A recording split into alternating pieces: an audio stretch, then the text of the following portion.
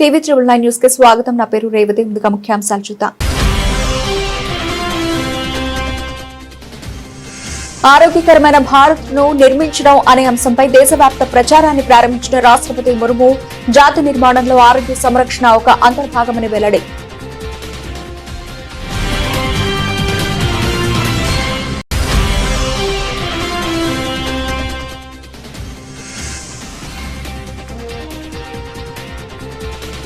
సేవా తీర్థలో తొలి కేబినెట్ భేటీ, కీలక నిర్ణయాలు తీసుకున్న కేంద్రం.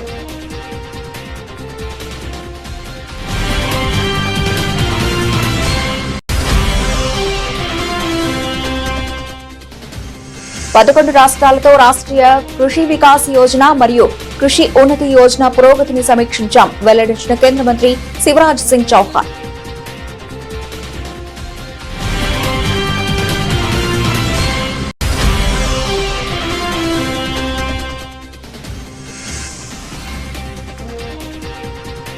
తెలంగాణలో ఇంటర్ పరీక్షలు ప్రారంభం, పరీక్షా కేంద్రాల వద్ద ప్రత్యేక ఏర్పాట్లు చేసిన విద్యాశాఖ.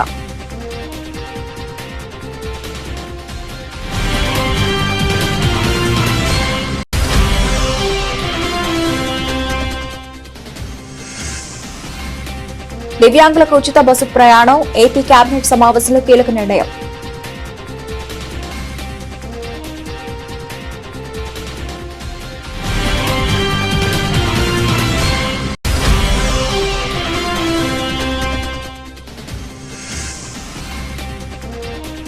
నందీశ్వర విగ్రహ ప్రతిష్ఠ మహోత్సవంలో పాల్గొన్న మాజీ సీఎం వైఎస్ జగన్ ప్రత్యేక పూజల్లో పాల్గొని పూర్ణాహుతి సమర్పించిన వైసీపీ అధినేత.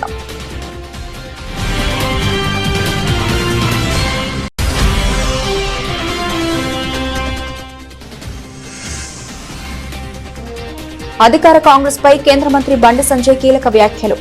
మంత్రి పదవుల కోసం ఎమ్మెల్యేలు రహస్యంగా భేటీ అవుతున్నారని వ్యాఖ్య.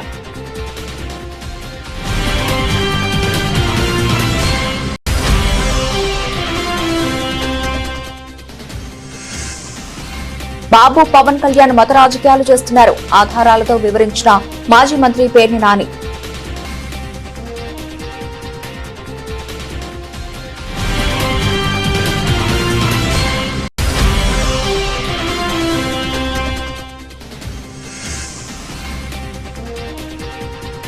గోదావరిపై చర్చకు రెడీనా సీఎం రేవంత్ రెడ్డి సవాల్కు హరీష్ రావు ప్రతి సవాల్.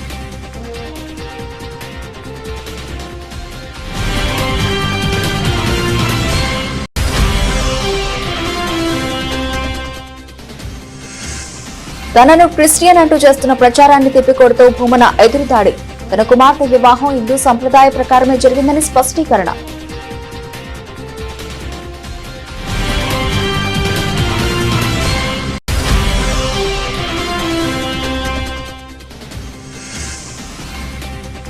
ది కేరళ స్టోరీ 2 ప్రీమియర్ షోకు విశేష స్పందన. అమ్మాయిలను సురక్షితంగా ఉండమంటున్న లవ్ జిహాదీ బాధితురాలు.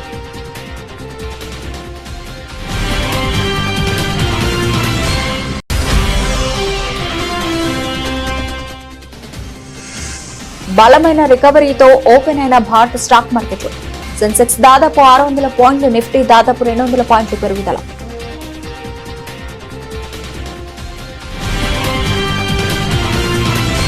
ముంబైలోని లోక్ భవన్ లో పీడీ హిందూజా హాస్పిటల్ నిర్వహిస్తోన్న జీవితాలను కాపాడడం మరియు ఆరోగ్యకరమైన భారత్ను నిర్మించడం అనే దేశవ్యాప్త ప్రచారాన్ని రాష్ట్రపతి ద్రౌపది ముర్ము ప్రారంభించారు. జాతి నిర్మాణంలో ఆరోగ్య సంరక్షణ ఒక అంతర్భాగమని రాష్ట్రపతి అన్నారు. పౌరుల ఆరోగ్యం సమిష్టి బాధ్యత, అందరికీ సరసమైన ప్రపంచ స్థాయి ఆరోగ్య సంరక్షణ సేవలు అనేది ప్రతి ఒక్కరి లక్ష్యం కావాలని ఆకాంక్షించారు. ఆరోగ్యకరమైన భారతదేశాన్ని నిర్మించడంలో ప్రభుత్వంతో పాటు అన్ని ఇతర భాగస్వాముల పాత్ర కూడా కీలకమైనదని పేర్కొన్నారు. और उन्हें गुणवत्तापूर्ण चिकित्सा सेवा सुलभ हो, इसके लिए भारत सरकार ने पिछले 1 दशक में अनेक महत्वपूर्ण कदम उठाए। देश भर में 1,80,000 से अधिक आयुष्मान आरोग्य मंदिर स्वास्थ्य सेवा प्रदान कर रहे हैं। विश्व की सबसे बड़ी स्वास्थ्य बीमा योजना आयुष्मान भारत योजना के अंतर्गत करीब 12 करोड़ परिवारों को अस्पताल में भर्ती होने पर प्रति परिवार प्रति वर्ष 5 लाख रुपए का स्वास्थ्य कवर उपलब्ध है। मिशन इंद्रधनुष, टीबी मुक्त भारत अभियान और सिकल सेल एनीमिया उन्मूलन मिशन जैसे राष्ट्रीय कार्यक्रम देशवासियों को बीमारियों से बचाने में योगदान दे रहे हैं। अच्छे डॉक्टर्स और पैरामेडिकल प्रोफेशनल्स की उपलब्धता बढ़ाने के लिए एमबीबीएस और पोस्ट ग्रेजुएट सीटों की संख्या में वृद्धि की गई है। गुणवत्तापूर्ण चिकित्सा सेवा को सुलभ कराने के लिए कई राज्यों में एम्स और मेडिकल कॉलेज स्थापित किए गए। ये प्रसन्नता का विषय है कि सरकार ने इन सभी प्रयासों के सुखद परिणाम सामने आ रहे हैं। लेकिन स्वस्थ भारत के निर्माण में सरकार के साथ साथ अन्य सभी हितधारकों को भी भूमिका महत्वपूर्ण है। गुणवत्तापूर्ण स्वास्थ्य सेवा जन जन तक पहुंचे, इसके लिए सबको मिलकर प्रयास करना होगा।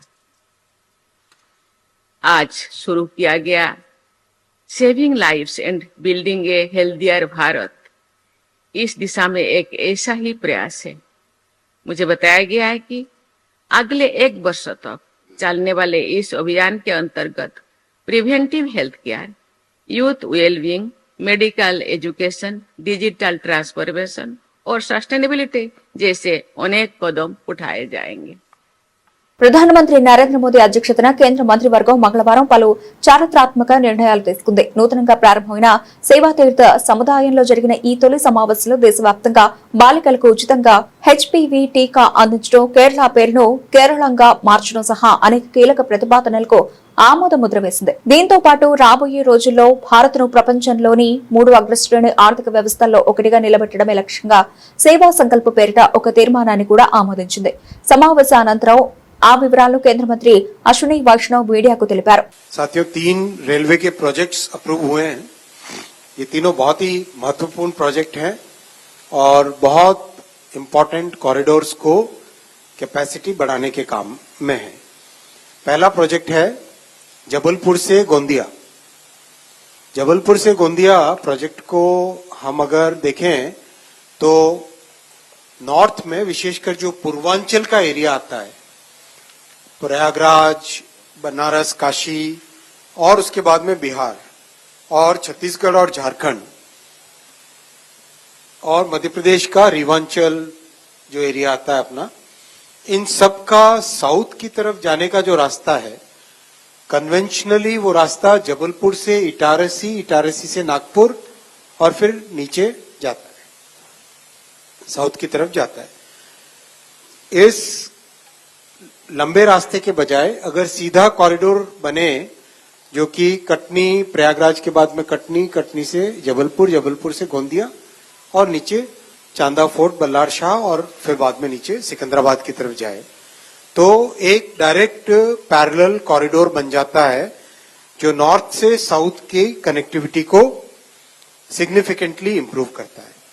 इसी प्लानिंग के तहत जबलपुर से गोंदिया का आज का ये प्रोजेक्ट लिया गया है। बहुत ही इंपॉर्टेंट प्रोजेक्ट है। 231 किलोमीटर्स का है। टोटल 5,236 करोड़ रुपीस का इन्वेस्टमेंट आएगा। महाराष्ट्र का गोंदिया जिला और मध्य प्रदेश का जबलपुर, मांडला, शिवनी, बालाघाट, इनमें से कई आदिवासी क्षेत्र भी हैं, विशेषकर मंडला, शिवनी और बालाघाट। इन सब में कनेक्टिविटी बहुत होगी। कुछ वाइल्ड लाइफ एरिया से भी जाता है, इसलिए इसमें स्पेशल प्रोविजन भी रखा गया है वाइल्ड लाइफ के लिए अंडरपासेस का और फेंसिंग का। 11 రాష్ట్రాలతో రాష్ట్రీయ కృషి వికాస్ యోజన మరియు కృషి ఉన్నతి యోజన పురోగతిని సమీక్షించినట్లు కేంద్ర వ్యవసాయ శాఖ మంత్రి శివరాజ్ సింగ్ చౌహాన్ స్పష్టం చేశారు. దీని ద్వారా ప్రజలకు ప్రయోజనం చేకూరుతుందని వెల్లడించారు. దీనిపై మరింత అధ్యయనం చేస్తామన్నారు. RKVY और कृषि उन्नति योजना की प्रगति की मैंने समीक्षा की है। आसाम, अरुणाचल प्रदेश, बिहार, गुजरात, उत्तराखंड, त्रिपुरा, महाराष्ट्र, राजस्थान, केरल, मध्य प्रदेश, हरियाणा। चूंकि ईयर एंड आ रहा है, इसलिए समय पर जो राशि केंद्र सरकार के द्वारा इन दोनों योजनाओं में दी गई है वो ठीक से खर्च हो जाए और उसका बेहतर उपयोग किसानों के हित में हो सके, इसलिए राज्यवार और योजनावार भी, क्योंकि दोनों योजनाओं में मिला के दोनों कृषि उन्नति और RKVY मिला के 18 योजनाएं चलती है। उनकी प्रगति की समीक्षा करके मैंने आग्रह किया है कि पैसा ठीक ढंग से लेकिन तेजी से खर्च करें, ताकि 31 मार्च तक सारी राशि खर्च करके हम किसानों का कल्याण कर सकें, उनके हित में काम कर सकें। राज्यों ने मुझे भरोसा दिलाया है कि वो तेजी से काम करेंगे। जिन राज्यों में भी खर्च कम हुआ है और समय पर पूरी राशि बेहतर ढंग से किसानों के हित में इन योजनाओं पर खर्च करेंगे। अलग अलग राज्यों ने मुझसे, भारत सरकार से, ये रबी सीजन के अलग अलग फसलें हैं उनकी खरीदी की स्वीकृति देने का आग्रह किया था। उनमें मध्य प्रदेश को चना और मसूर की खरीदी की स्वीकृति दी जा रही है। राजस्थान को भी चना और सरसों खरीदना है तो उसकी अनुमति भी उनको दी गई है। चना और सरसों की खरीद गुजरात राज्य में चाही गई है, वो भी हम कर रहे हैं। और चने का आग्रह महाराष्ट्र ने भी किया था, तो महाराष्ट्र को भी चने खरीदी की स्वीकृति दे रहे हैं। तो चना, मसूर और सरसों, इसकी खरीदी की अनुमति भी मिनिमम सपोर्ट प्राइस पर अलग अलग राज्यों को दी है, ताकि किसानों को उनके उत्पादन का मिनिमम सपोर्ट प्राइस के हिसाब से ठीक दाम मिल सके। తెలంగాణలో ఇంటర్మీడియట్ పరీక్షలు ప్రారంభమయ్యాయి. బుధవారం ఉదయం 9 గంటలకు ఫస్ట్ ఇయర్ పరీక్షలు ప్రారంభమయ్యాయి. రేపటి నుంచి సెకండ్ ఇయర్ పరీక్షలు ప్రారంభం కానున్నాయి. ఇంటర్ పరీక్షల కోసం రాష్ట్రంలోని 33 జిల్లాల్లో 1495 పరీక్షా కేంద్రాలను ఏర్పాటు చేశారు. మొత్తం 9.97 లక్షల మంది పరీక్షలకు హాజరవుతున్నారు. ఇంటర్ పరీక్షలకు హాల్ టికెట్ ఉంటేనే అనుమతిస్తున్నారు. వెబ్సైట్ నుంచి డౌన్లోడ్ చేసుకున్న హాల్ టికెట్లను పరీక్షకు అనుమతిస్తారు. హాల్ టికెట్ పై ప్రిన్సిపల్ సంతకం లేకపోయినా ఎంట్రీ ఉంటుంది. ఒక్క హాల్ టికెట్ వెంట ఉంటే సరిపోతుంది. ఎలాంటి గుర్తింపు పత్రాలు అవసరం లేదు. తాజాగా సమాధాన పత్రాల మూల్యాంకనం షెడ్యూల్ ను ఎంట్రీ బోర్డు ప్రకటించింది. మార్చి 4 నుంచి సంస్కృతం పేపర్ల మూల్యాంకనం ప్రారంభమవుతుంది. మార్చి 15 నుంచి మొదటి విడత, మార్చి 18 నుంచి రెండవ విడత, మార్చి 20 నుంచి మూడో విడత మూల్యాంకనం ప్రారంభమవుతుంది. ఏప్రిల్ 2వ వారంలో ఫలితాలు విడుదల చేస్తారు.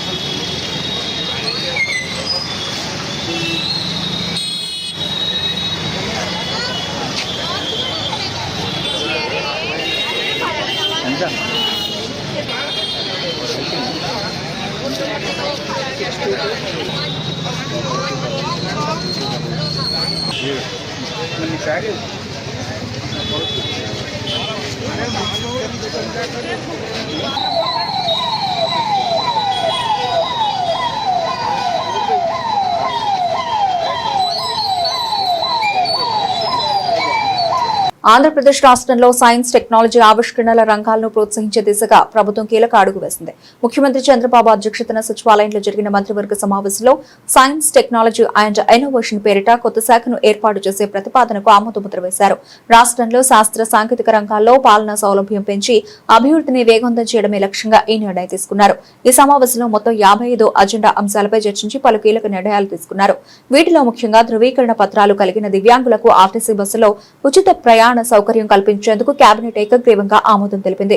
పారిశ్రామికంగా రాష్ట్రాన్ని ముందుకు నడిపే క్రమంలో విశాఖపట్నంలో 2,387 కోట్ల రూపాయలతో సెమీ కండక్టర్ పరిశ్రమ ఏర్పాటుకు గ్రీన్ సిగ్నల్ ఇచ్చారు. అదేవిధంగా విశాఖపట్నం, కాకినాడ, రాజమండ్రి, చీరాల, తిరుపతి, సత్యసాయి జిల్లాలో పర్యాటక ప్రాజెక్టులతో పాటు సౌర, పవన, హైబ్రిడ్ ఇంధన ప్రాజెక్టులకు కూడా మంత్రి మండలి ఆమోదం తెలిపింది.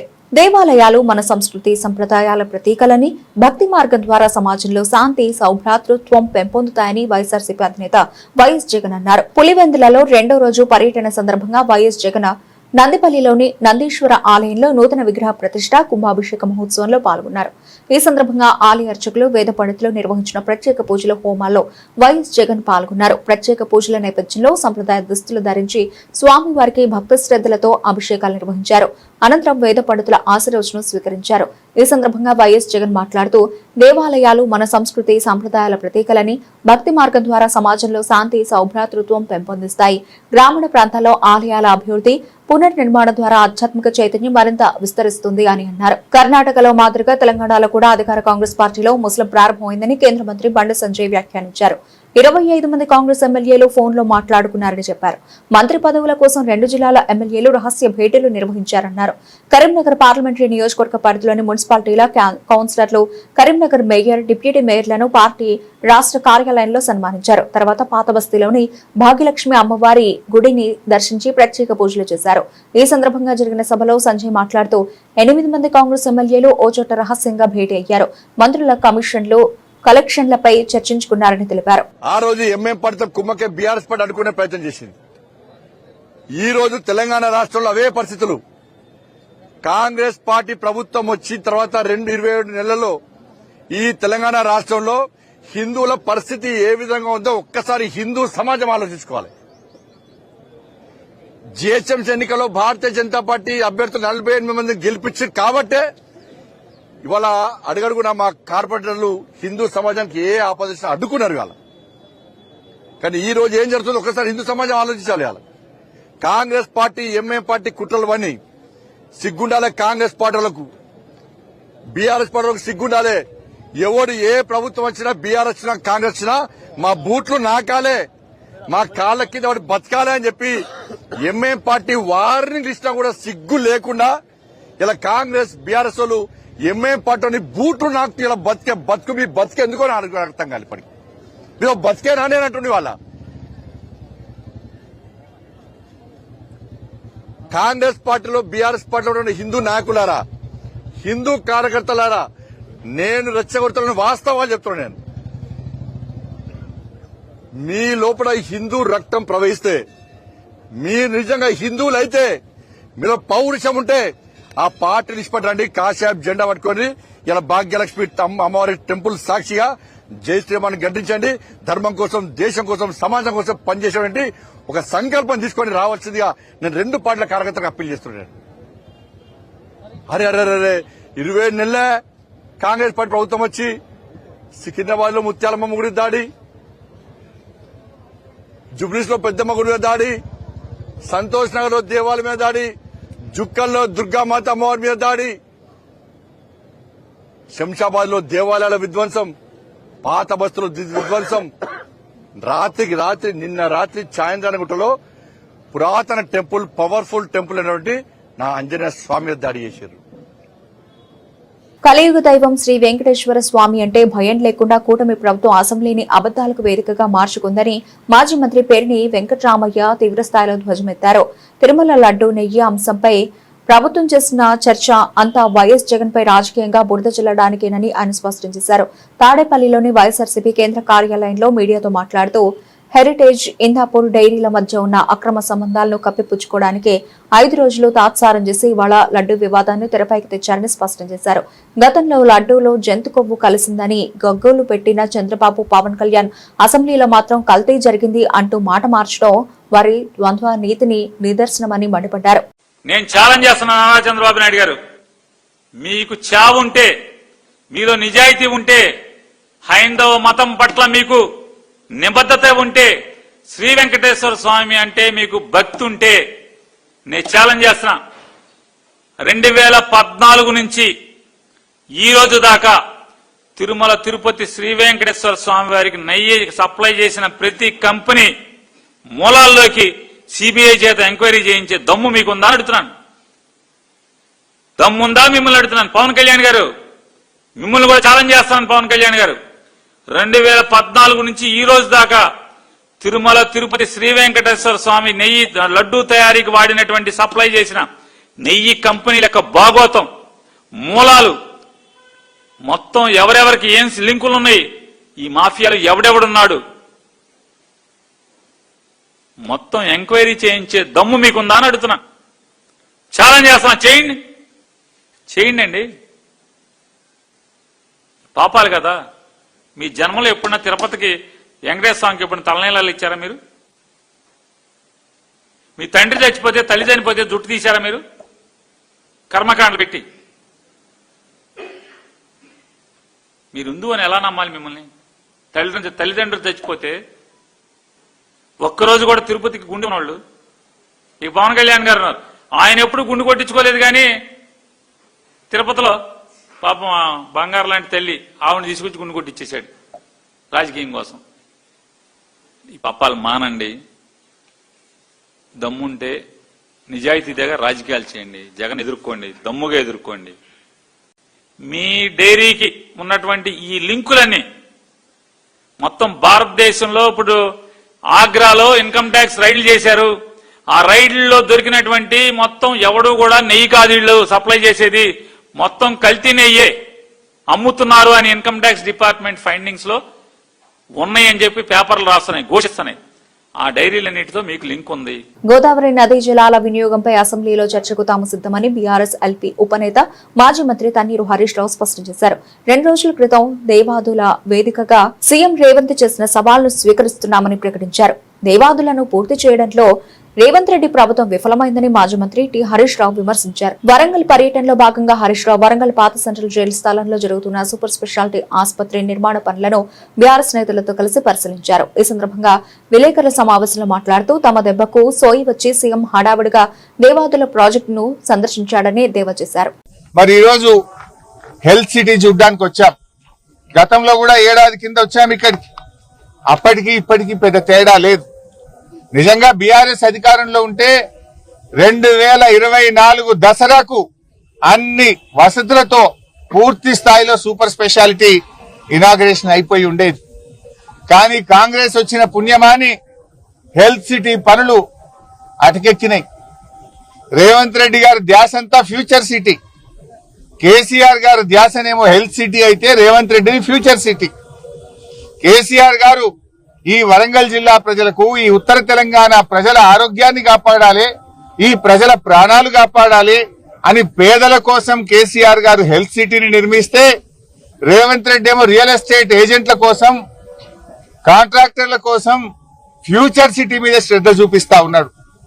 కేసీఆర్ గారి శ్రద్ధ హెల్త్ సిటీ అయితే రేవంత్ రెడ్డి శ్రద్ధ ఫ్యూచర్ సిటీ. కేసీఆర్ గారి ఆలోచన పేదల ప్రాణాలు కాపాడడం, పేదలకు వైద్యాన్ని అందుబాటులోకి తేవడం.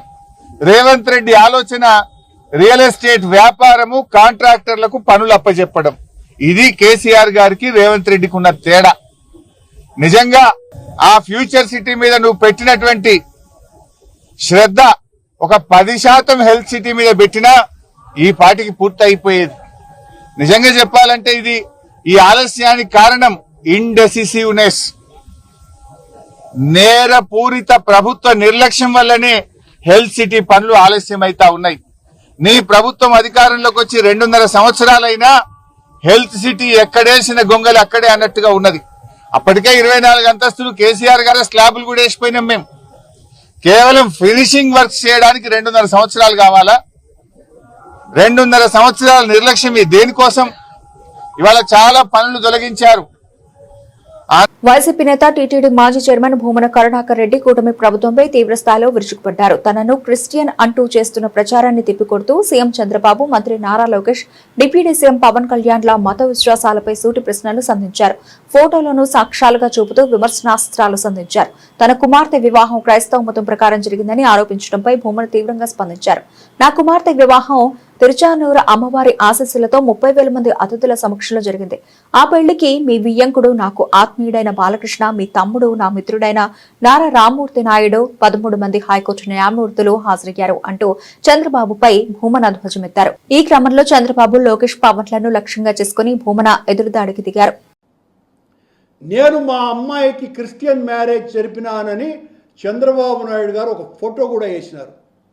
చంద్రబాబు గారు, నా కూతురు పెళ్లిని నేను తిరుపతిలో అమ్మవారి గుడి తిరుచానూరు పరిధిలో 30,000 మంది అతిథులు రాగా అందులో ప్రధానమైనటువంటి వ్యక్తి మీ వియ్యంకుడైన లోకేష్ గారి మామైన బాలకృష్ణ గారు, నాకు ఆత్మీయుడిగా ఉన్నటువంటి వ్యక్తి, ఆయన వచ్చి నా కూతురు పెళ్లికి అక్షింతలు వేసినారు.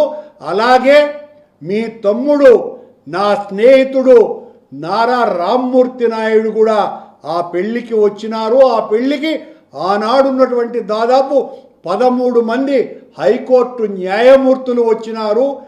నేను నా కూతురు పెళ్లిని హిందూ సాంప్రదాయం ప్రకారమే చేసినానని ఆ దేవదేవుని సాక్షిగా ప్రమాణం చేస్తున్నా.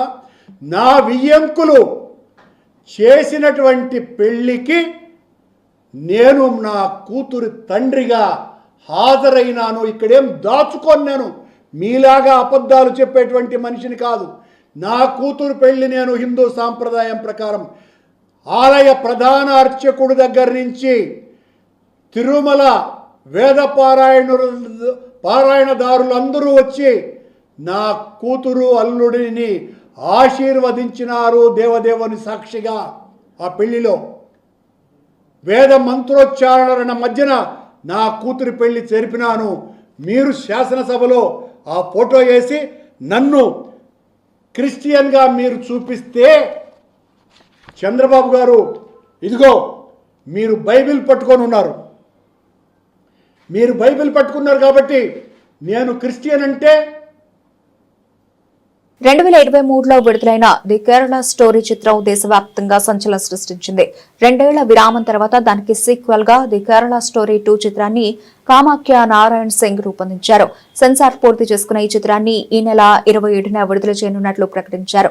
అయితే ఈ సినిమా ప్రీమియర్ షోను పలుచోట్ల ప్రదర్శించారు. ఈ చిత్రాన్ని వీక్షించిన బెంగాల్కు చెందిన లవ్ జిహాద్ బాధితులు కేరళ స్టోరీ 2 ప్రీమియర్ చూసిన తర్వాత అమ్మాయిలను సురక్షితంగా ఉండమని ఉచ్చులో పడవద్దని చెబుతున్నారు. కొందరు అమ్మాయిలను ట్రాప్ చేయడానికి ప్రయత్నిస్తున్నారని ఓ యువతి మీడియాతో మాట్లాడారు. लड़की के साथ ना हो, मेरे साथ जो हुआ वो लड़के लोग ऐसे होते हैं जो हर एक चीज को फंसाया जाता है, हर एक सभी कोई को, और वो जो नहीं हमारे फैमिली वाले प्रोवाइड करते हैं वो ये करना चाहते हैं कि वो हमारे साथ खुश रहे, इसी कारण वो हर एक चीज को प्रोवाइड करते हैं. कहीं पार्क वगैरह, कोई ऑडिटोरियम वगैरह, कोई स्टेडियम वगैरह सब कुछ लेके जाते हैं वो लोग. और मैं चाहती हूँ कि जो मेरे साथ हुआ वो और किसी भी इंडिया के किसी भी लड़की के साथ, कोई भी कहीं के भी कोई लड़की के साथ ऐसा ना हो. इससे सीख मिला हमें कि जो जितने भी मुस्लिम लड़के होते हैं वो सभी कोई को फंसाया जाता है और ऐसा ना हो. భారత స్టాక్ మార్కెట్లు ఈ రోజు బలమైన రికవరీతో ప్రారంభమయ్యాయి. నిన్న ఐటీ స్టాక్ల భారీ అమ్మకాల వల్ల సెన్సెక్స్, నిఫ్టీ గణనీయంగా పడిపోయిన తర్వాత ఈ రోజు గ్యాప్ అప్ ఓపెనింగ్ తో బలంగా ఎదిశాయి. Nifty IT index rebound market ను ముందుకు తీసుకెళ్లింది. టాప్ గెయినర్ 2.53% పెరిగింది. అలాగే మంగళవారం 4.7 నుంచి 5% పడిపోయిన తర్వాత రికవరీ అయింది. ఇక Tech Mahindra, HCL tech, Infosys, TCS, Wipro వంటి స్టాక్లు 2 నుండి 5% పెరిగాయి. బ్యాంకింగ్, ఆటో, ఎఫ్ఎంసీజీ, మెటల్స్ కూడా గ్రీన్ లో ఉన్నాయి. Broad market Nifty mid cap, small cap 0.5% పైకి లేచింది. బులెటిన్ ముగించే ముందు హెడ్లైన్స్ మరోసారి. ఆరోగ్యకరమైన భారత్ ను నిర్మించడం అనే అంశంపై దేశవ్యాప్త ప్రచారాన్ని ప్రారంభించిన రాష్ట్రపతి ముర్ము, జాతి నిర్మాణంలో ఆరోగ్య సంరక్షణ ఒక అంతర్భాగమని వెల్లడి.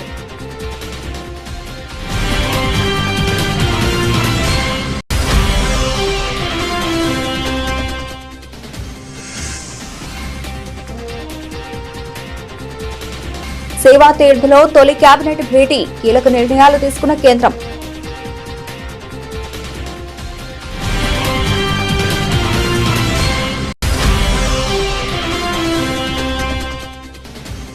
పదకొండు రాష్ట్రాలతో రాష్ట్రీయ కృషి వికాస్ యోజన మరియు కృషి ఉన్నతి యోజన పురోగతిని సమీక్షించాం, వెల్లడించిన కేంద్ర మంత్రి శివరాజ్ సింగ్ చౌహాన్.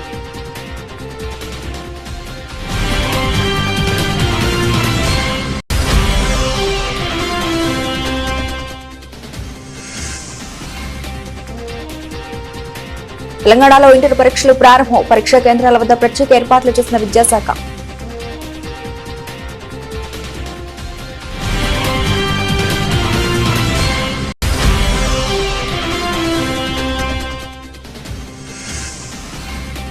దివ్యాంగులకు ఉచిత బస్సు ప్రయాణం, ఏపీ కేబినెట్ సమావేశంలో కీలక నిర్ణయం.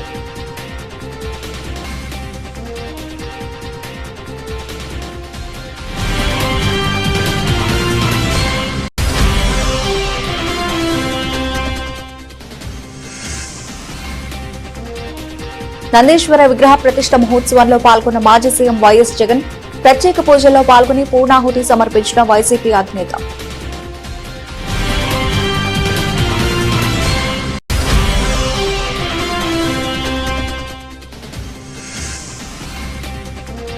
అధికార కాంగ్రెస్ పై కేంద్ర మంత్రి బండి సంజయ్ కీలక వ్యాఖ్యలు, మంత్రి పదవుల కోసం ఎమ్మెల్యేలు రహస్యంగా భేటీ అవుతున్నారని వ్యాఖ్య.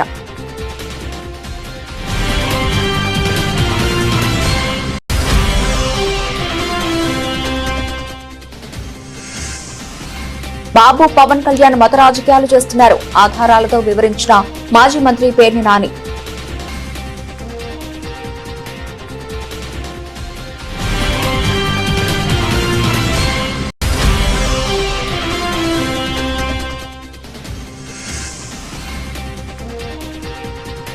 గోదావరిపై చర్చకు రెడీనా సీఎం రేవంత్ రెడ్డి సవాల్కు హరీష్ రావు ప్రతి సవాల్.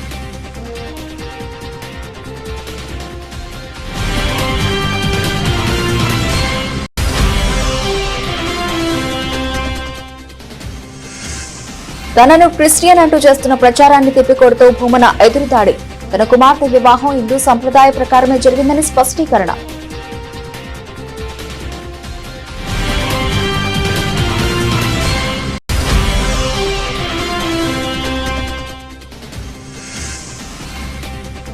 ది కేరళ స్టోరీ 2 ప్రీమియర్ షోకు విశేష స్పందన.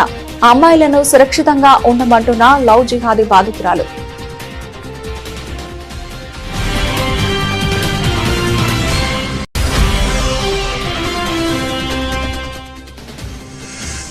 బలమైన రికవరీతో ఓపెన్ అయిన భారత స్టాక్ మార్కెట్లు. సెన్సెక్స్ దాదాపు 600 పాయింట్లు, నిఫ్టీ దాదాపు 200 పాయింట్లు పెరుగుదల.